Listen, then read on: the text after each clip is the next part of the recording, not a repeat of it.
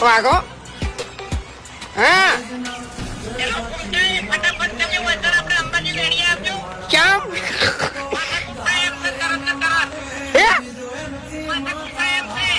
એટલે સેકુંડ અમે સેકુંડ લ્યા